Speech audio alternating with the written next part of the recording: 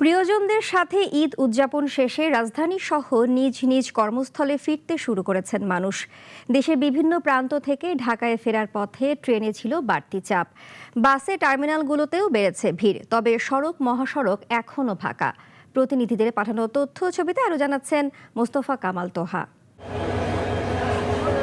ভোর থেকেই জামালপুর রেলওয়ে ও বাস স্টেশনে ছিল যাত্রীদের ভিড়, তবে অতিরিক্ত ভাড়া আদায়ের অভিযোগ রয়েছে দূরপাল্লার বাসে।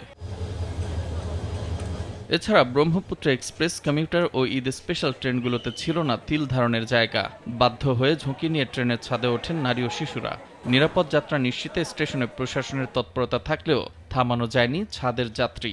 আমরা যারা কর্মজীবী মানুষ আছি, এই দুর্ভিক্ষ এবং ঝুঁকি নিয়ে আমাদের ঢাকা যেতে হয়। ভাড়া নিচ্ছে তো আপনি 500 টাকা, 600 টাকা, 1000 টাকা চাচ্ছে, এরকম ভালো কাপড় তো যাচ্ছে 800 টাকা। এটা যাইতেও অনেক কষ্ট, আসতেও অনেক কষ্ট।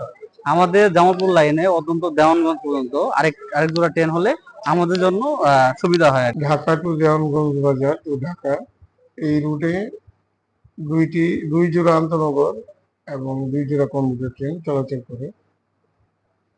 যাত্রী সাধারণের সুবিধার্থে অন্তত পক্ষে আরো 1 জোড়া ট্রেন চলাচল করলে সুবিধা।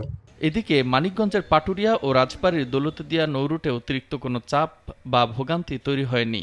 বর্তমানে 13টি ফেরি চলছে, প্রস্তুত রাখা হয়েছে আরও 3টি ফেরি। এছাড়া যাত্রা নির্বিঘ্ন করতে তৎপর প্রশাসন।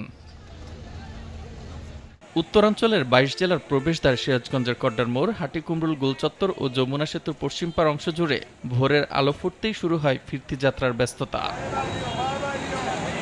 একইভাবে চাপ বেড়েছে ঢাকা-টাঙ্গাইল যমুনা সেতু মহাসড়কে। দূরপাল্লার পরিবহনে আসন সংকটের কারণে লোকাল বাসে দাঁড়িয়ে গন্তব্যে ছুটছেন অনেকে। যানবাহন চলাচল স্বাভাবিক রাখতে এবং যে কোনো পরিস্থিতি এড়াতে মহাসড়কে কাজ করে যাচ্ছে হাইওয়ে পুলিশ। মোস্তফা কামাল তোহা, নাগরিক।